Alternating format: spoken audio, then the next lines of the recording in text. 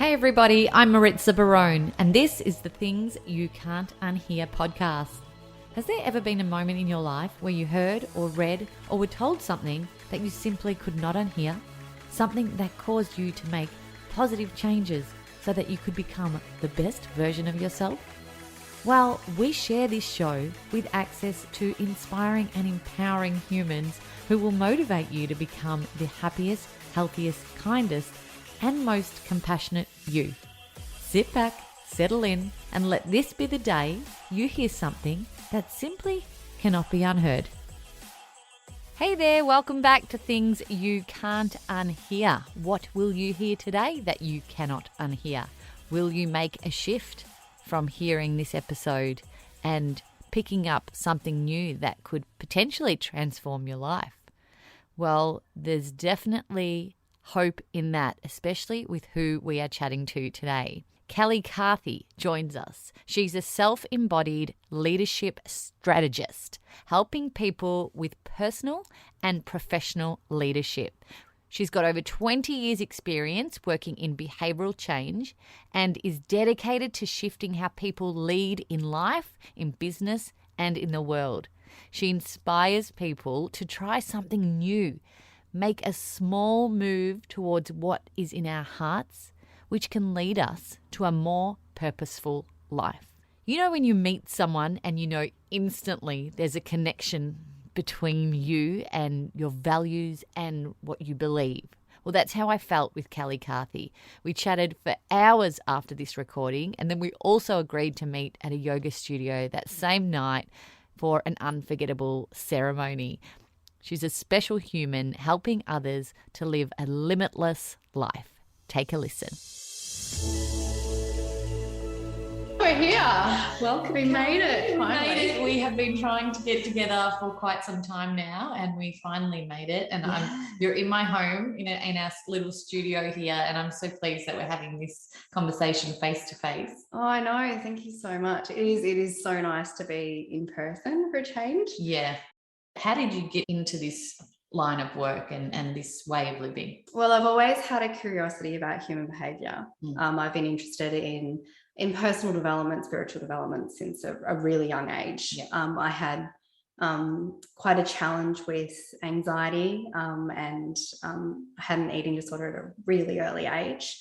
So from a really early age, I was learning these ways of being able to calm my system down. And in my 20s, I was in a loop of overdrive and burnout. And it got to a place where it didn't work anymore and I crashed.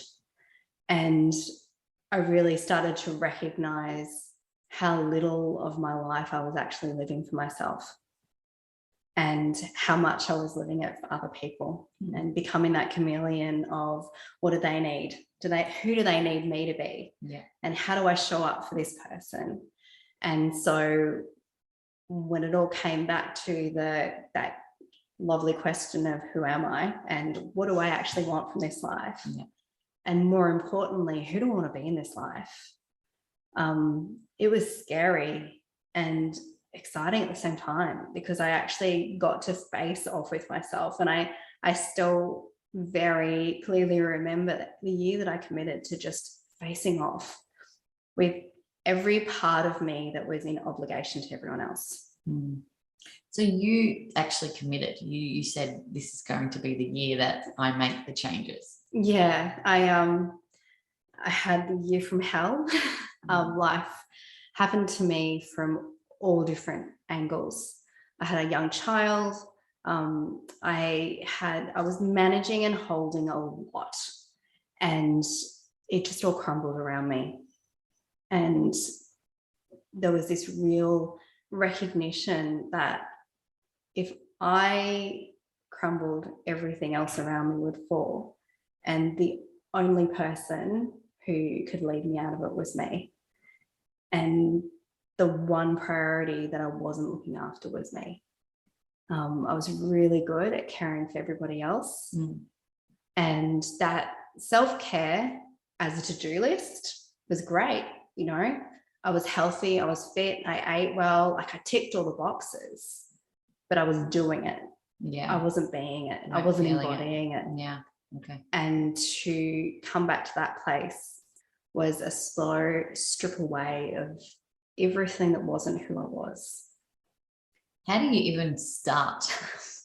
Because I feel like that's where people fall over is I want to be that being of, you know, light, purpose, whatever. Totally. But I don't know where to start, and how is it going to, you know, how is it going to affect the people around me or my life? I quite like my life. I think I do, you know, all of those thoughts that go through your head. Where do you start? Oh my God, there are so many too, right? Like all of these thoughts. And for me, I was really challenged because I had this really, really big vision of where I wanted to take my startup at the time.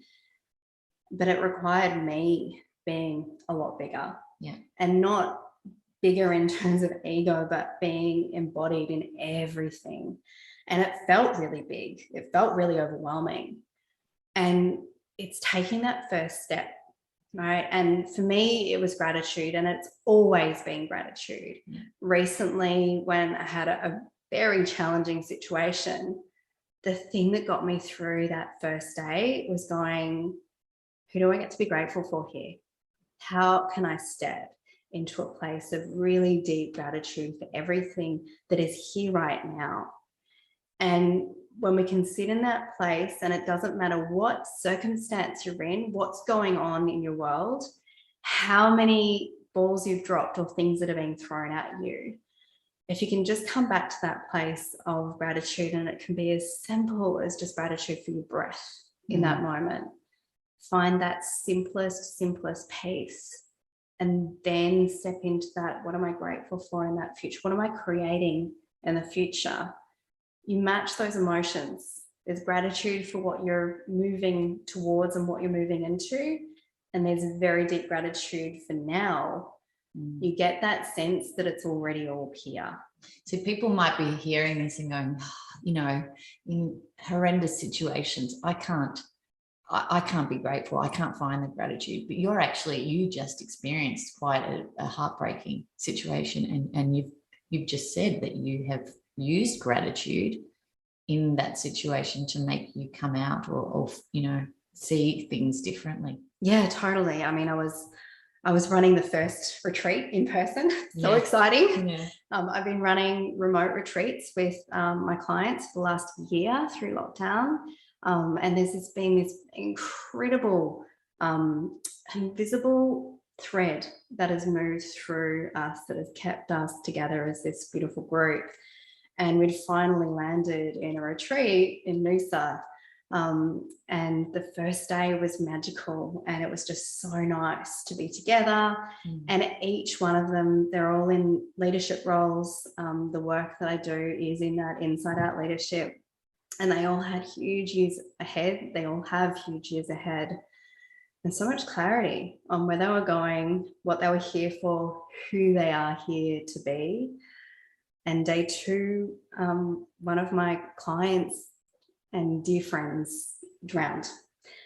And that is, you know, a moment in time, you never actually know how you're going to deal with that. And to be honest, the gratitude that I felt was for every tool, every resource, and most importantly, every practice of leadership that I had that was able to carry me through and hold not just myself together, but the entire retreat together for the next week. And in that, you know, that moment, there are so many what ifs you go down in that instance. What if I did this? What if I did that? What if I said this? What if this didn't happen? And the reality of the situation is, what ifs only ever lead you to a bad place. They never lead you forward. They always lead you back into the past and trying to change a reality that you can't change. Gratitude brings us back into the present moment. And gratitude brings us back into living. And there were so many people who were there that morning who made a difference and made a huge impact on a really horrific situation. And each one of those individuals every time I stepped into gratitude and had a conversation, I felt here. And I felt that there was a way forward through it. And that no matter what had happened, there was some deeper purpose that would allow us to live more. Yeah. Wow. I'm so sorry that you've gone through this heartbreaking situation and lost a dear friend of yours. And, you know, I've been following your platforms and seeing this unravel. And when we had this interview booked before the situation, and then, I was like, right, okay, I think we need to pause and let this land. And it's been a couple of weeks, I think, since, and, I can feel your energy around it, and it is beautiful. Actually, it's really lovely how you're seeing this and navigating it. Well, I mean, life throws unexpected moments at us all the time, and for me that's been a journey. It's happened not just once but so many times over. It's the way that I work with my clients, probably not to this extreme before. And it's a journey. It's not something that you can plan or prepare. It's not something that you know what the next day is going to hold for you. Grief is a process. And I think that we're all going through grief in so many different layers at the moment with the way that the world is. And death can strengthen living in a really powerful way. And as hard as that can be, we get that option, and we can choose to stay in a place where we're not living, or we can move into a place where we make the most of the life that we get to live in every day. Such powerful advice. Thank you, Kelly. Now, I do want to move, I want to explore further what you do with your clients and how you help and lead them to lead with heart. Tell me more about what you do. I work with mainly entrepreneurs and people in leadership roles who have a lot of responsibility, take on a lot of responsibility, and tend to have very hectic and chaotic lives, just like we were discussing before. And there's learned leadership, and then there's inner leadership. And the inner leadership is the piece that I'm passionate about, because when we're embodied in our leadership and we're leading from the inside and we're actually listening to that deep voice that sits within us, in my experience, it will always lead us in the right direction. And the challenge is that the noise of the outside world is so loud.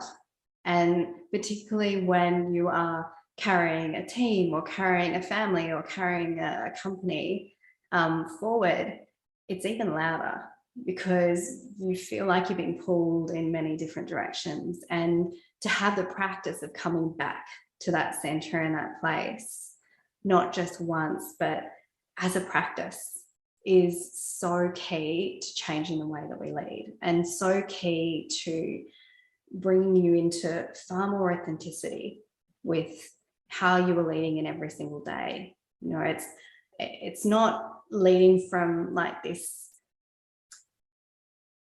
feminine heart, led space.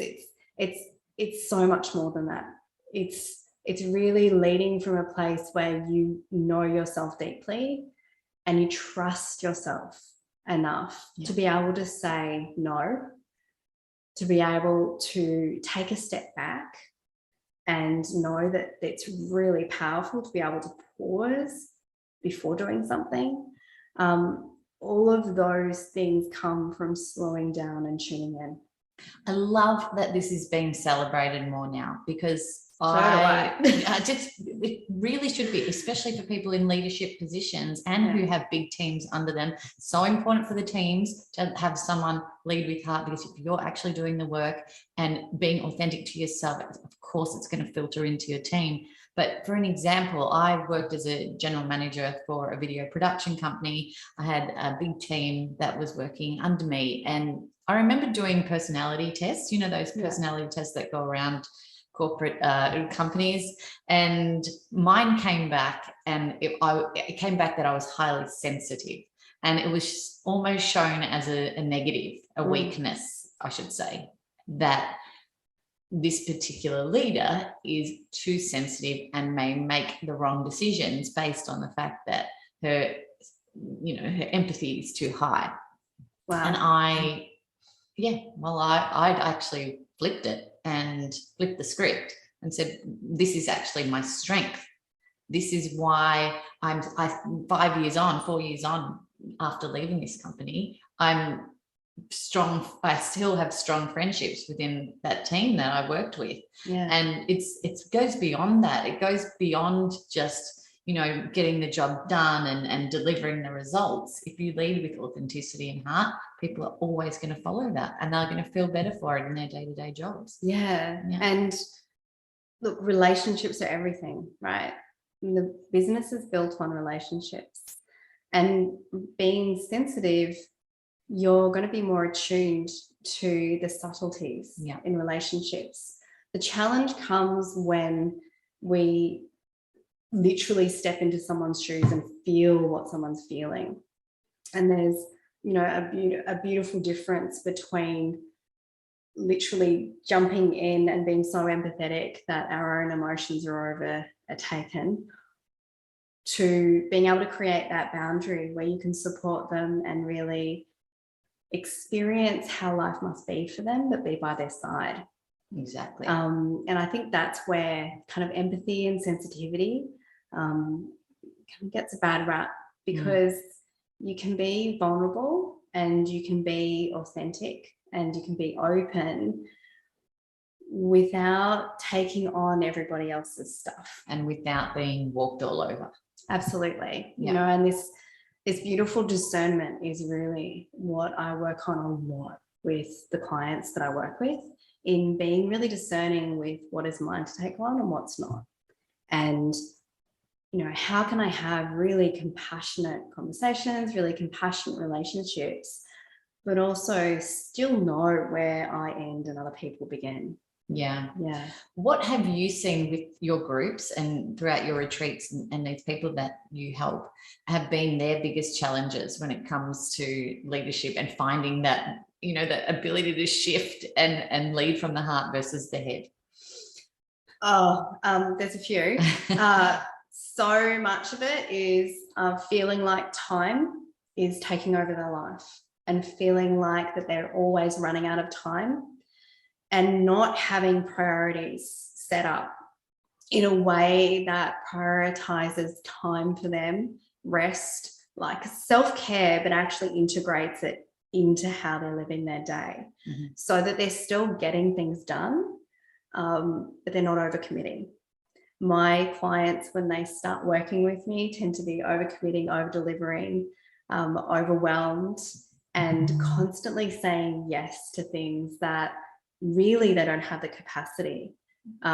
Understanding that capacity is dynamic, and that once you can gauge yours and really understand yours, you know what you can say yes to and what you can say no to, so that you can give quality to the projects that you're working with, to the people that you have in your life, without running yourself down. Yeah. And it's really easy. And as prime culprit of that over and over, it's a real practice to really look at things and say, is this a yes or is this a no? And sometimes, particularly entrepreneurs, get really excited about projects or opportunities, and so they say yes to everything, but then they're running and spinning in circles and they're actually not getting anywhere. And it may not necessarily be in alignment with where they're really wanting to step into their vision. When they start working with me, we really look at where that focus gets to be and what's the most important thing, and what do they let go of? What do they get to release now that is absolutely not serving them? And sometimes it's relationships. Sometimes they're putting too much into a relationship that is not serving them. And it might not be letting go of that relationship completely, but it's renegotiating what those boundaries are and how their interaction is. And a lot of the time what I'll see commonly is that they give way too much and they find it really hard to open up to receive. So there's all that energy going out. There's just no space. Even if there was someone giving back to them, they're not comfortable with opening up to receive that. So that there's a real imbalance and there's a resentment that builds up. What type of results have you seen with these groups and after the sessions that you're on? That's where the joy is, isn't it? Seeing those results just shine through. Totally, complete change from the inside out. That's the ultimate, and that's what I see time and time again. Knowing your time, valuing your time, valuing your worth, and really understanding how to step forward and shine in your own light. And that's something that I've had the privilege of watching clients do over and over again, is actually really standing in their own truth and suddenly not being afraid of being who they are, and not being afraid of taking a step back and saying, you know what, no, I don't need to be busy to prove that I'm doing things.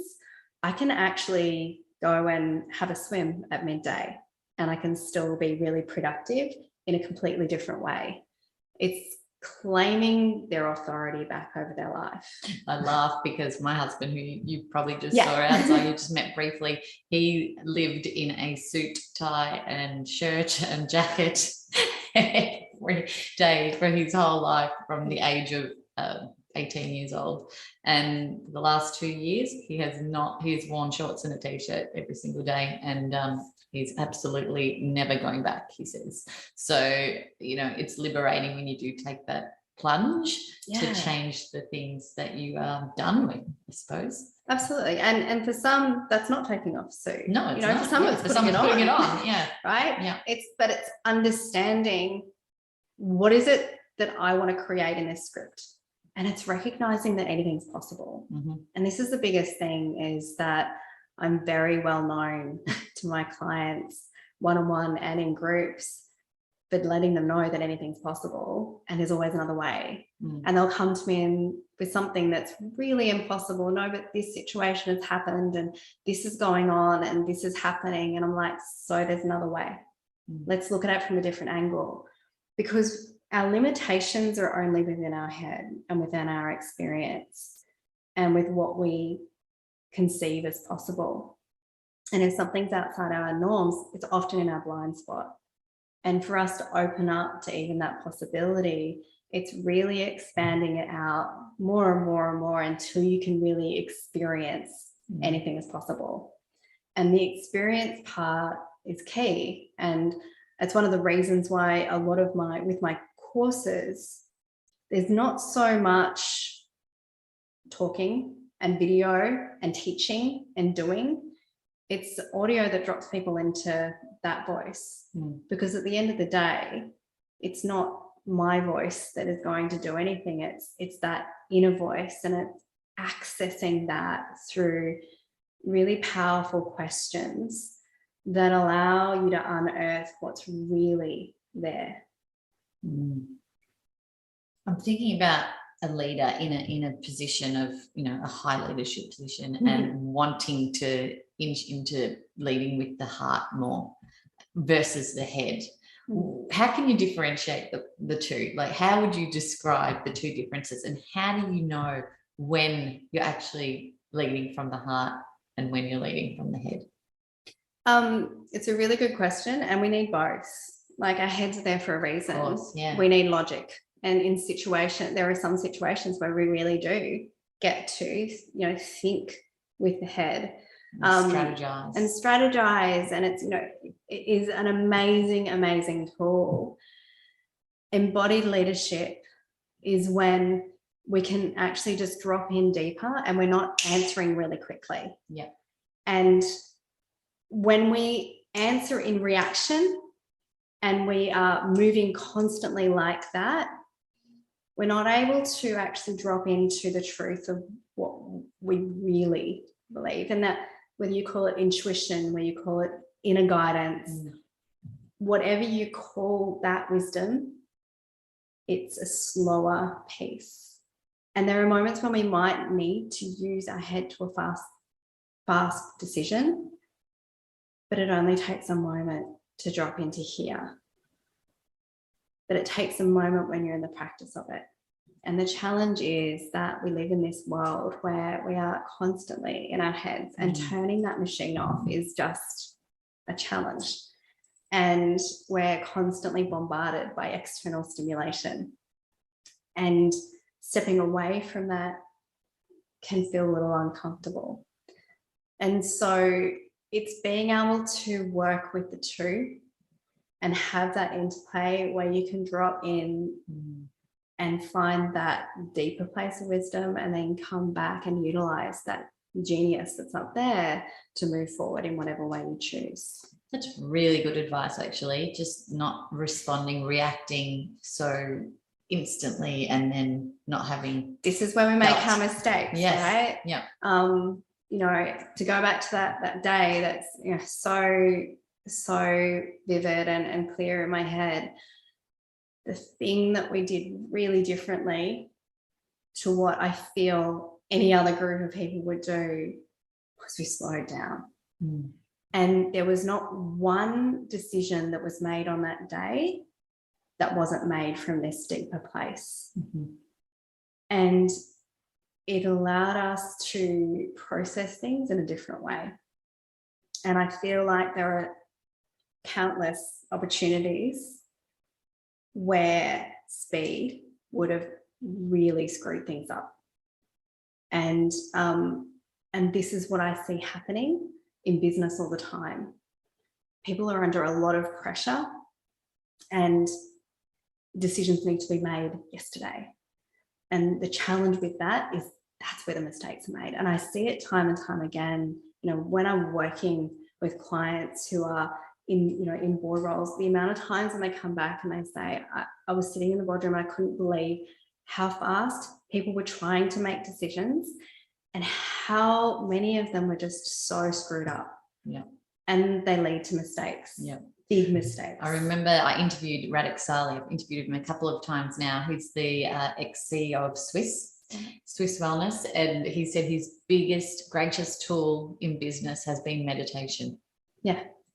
You hear it time and time again. You ask any business leader out there these days, that mindfulness and that ability to drop in deeper is a tool that we can't do without.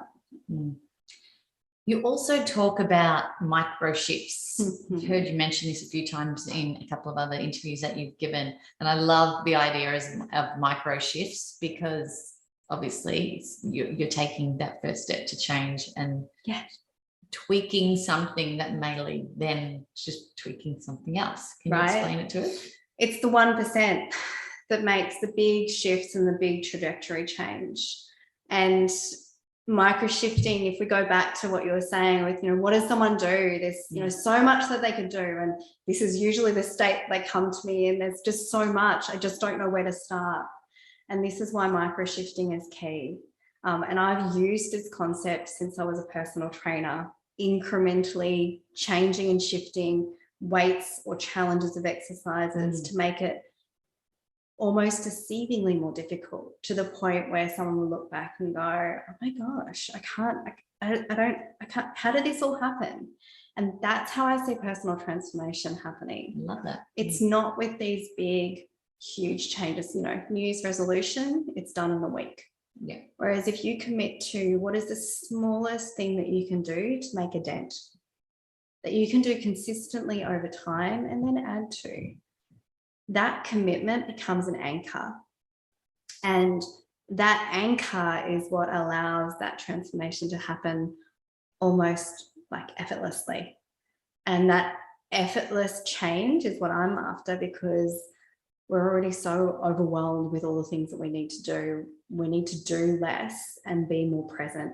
And micro shifting has been one of those tools that I've found has worked so well for my clients, to just come back to that simplest step, so that even on the busiest day ever, they can still do that simple step.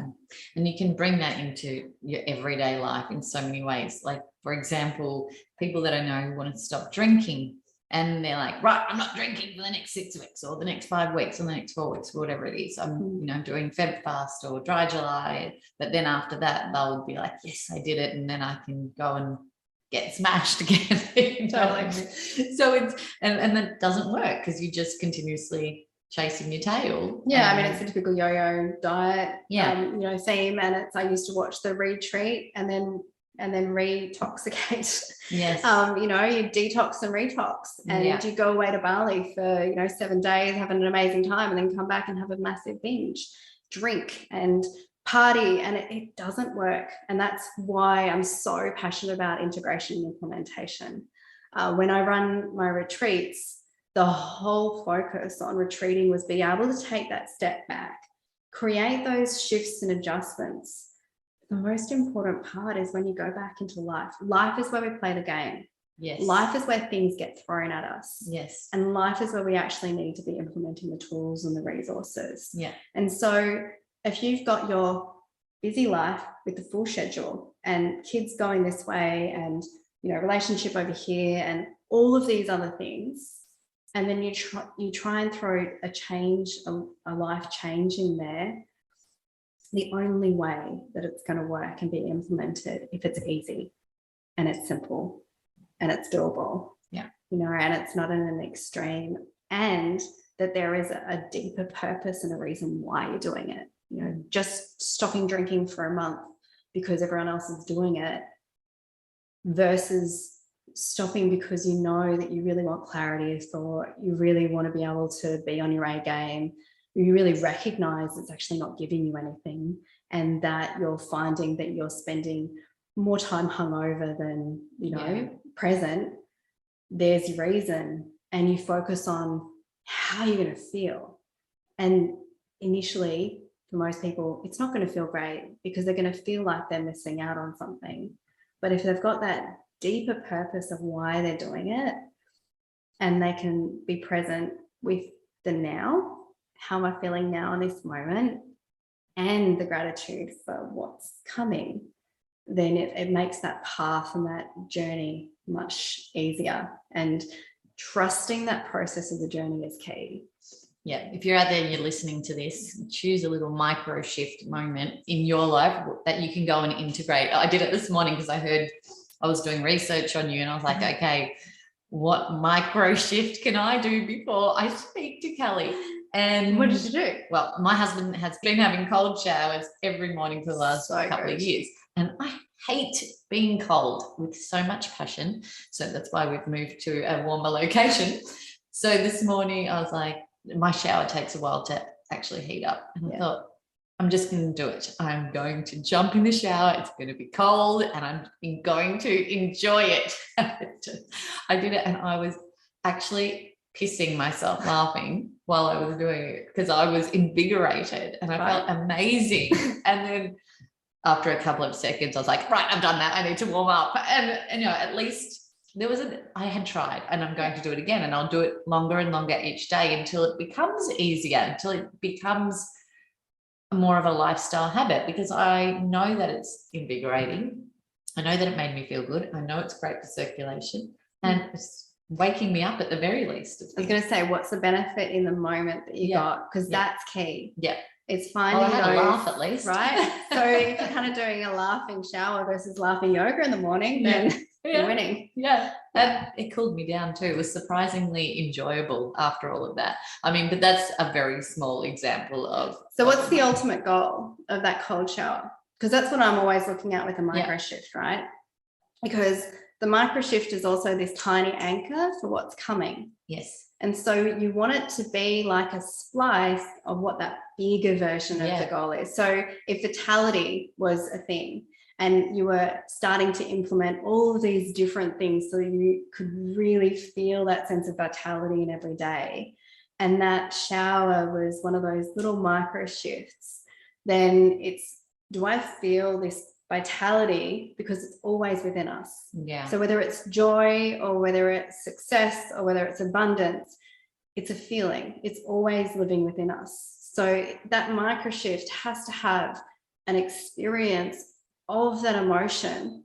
So it triggers you to go, oh, I can do this as well. Yeah. Oh, and I could do this as well. That's and it exactly inspires you to just start rippling it out. But for me, it was being uncomfortable, being comfortable with being uncomfortable. Well, yeah. And I wanted to be able to show myself that, yes, I can get out of my comfort zone and I can, you know, break down those barriers and do something that makes me one that I thought I hated, but in fact, I actually really enjoyed.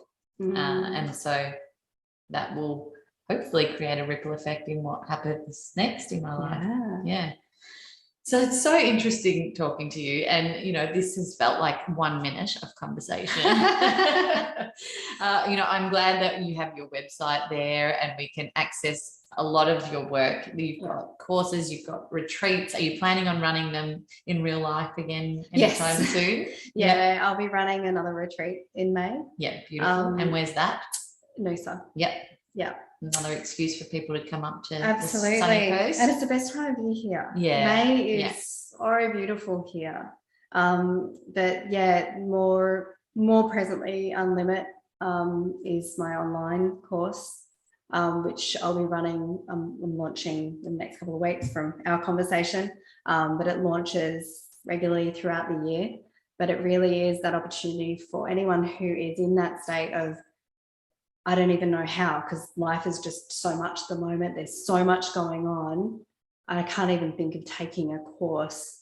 I've flipped it into an experience so that it, as we were talking about before, integrates into life as it is. So you can start creating those shifts and changes effortlessly. Yeah. Because you've run these retreats, Noosa, California, at Joshua Tree, Bali, you've done them all around the world, which is so exciting. Yeah, pre-COVID. Yeah. Pre-COVID, I spent a lot of time in Bali and here and the States. And life shifted with COVID as it did for so many. For me personally, it deepened my opportunity to do deeper work with my clients, so that now that the world opens up again, we can go and play in amazing places and have adventures again. I think I know the answer to this question is who has been your biggest teacher? And it's probably yourself, because you go within so much. Definitely. And I've got so many mentors. I think from a life-changing perspective, Dr. Joe Dispenza has definitely been one of my greatest mentors. Just the work that he does and he is doing is phenomenal in the way of changing the way we look at things, the way we experience things. And I think doing his retreats when my child was 4 months and flying halfway across the world, I think it's kind of wrapped up in that whole experience of the work that he does and doing, and the research that they're doing on meditation, on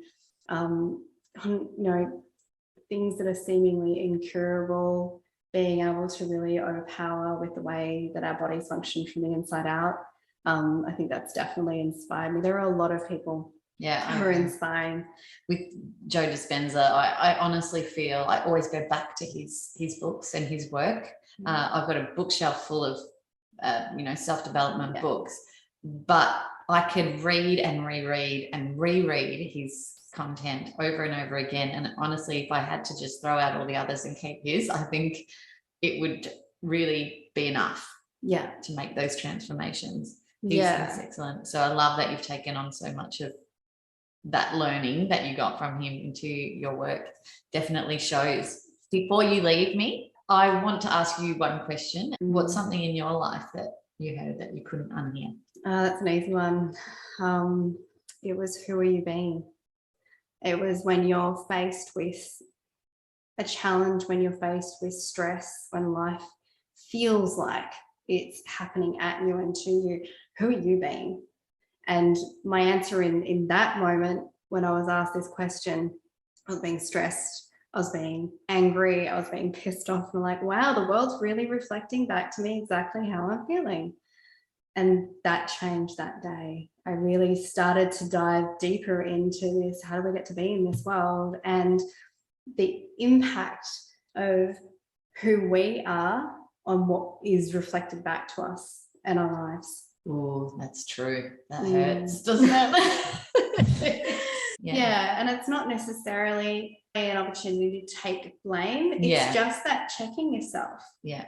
And when you feel like you're in reaction a lot, it's like, oh, how am I not looking after my needs right now? Yeah. How am I not taking care of myself? And is there a different way I could be doing this? Is there a different way I could be approaching this? And that shift in how we change our perspective and how we change who we're being can be the start to change everything. What a perfect place to end. Mm-hmm. Thank you so much, Kelly, for this beautiful conversation that has fed my soul for the day. And I will add links to your website should people want to look you up and jump into your work and some of your retreats. I'm sure there will be many. So thank you again for your time today. Thank you so much. Thanks for listening to the show. What did you think? And what did you feel? Let us know by leaving me a message on the Things You Can't Unhear Instagram community page. And if you can, give us some ratings love on your favourite listening platform.